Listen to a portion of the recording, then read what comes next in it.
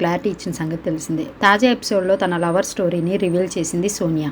ప్రేరణతో ఏకాంతంగా మాట్లాడింది సోనియా. ఆ సందర్భంలో తన లవ్ స్టోరీ చెప్పుకొచ్చింది. నేను ఎప్పుడూ ప్రపోజ్ చేయలేదు, కానీ 2.5 ఏళ్లుగా మేము కలిసి వర్క్ చేస్తున్నాం. నేను స్టార్ట్ చేసిన ఎన్జిఓకి వెబ్సైట్ డిజైనింగ్ ఆయనే చేశాడు.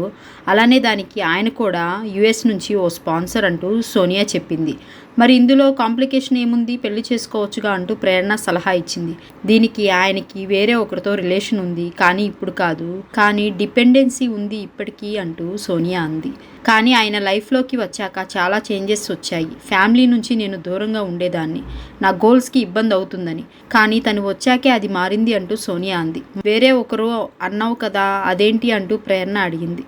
అతను నా డెసిషన్ కోసం వెయిటింగ్ అంతే అంటూ ప్రేరణ చెవి దగ్గరకు వచ్చి ఆయనకి డైవర్స్ అయింది అంటూ చిన్నగా గుసగుసలాడింది. దీనికి వెరీ నైస్, క్యూట్, నువ్వు అర్థం చేసుకునేది నాకు నచ్చింది అంటూ ప్రేరణ చెప్పింది. అయితే హౌస్లో మొత్తానికి స్ట్రాంగ్గా ఉన్న వాళ్ళందరినీ బాగానే కంట్రోల్లో పెట్టుకుంది సోనియా.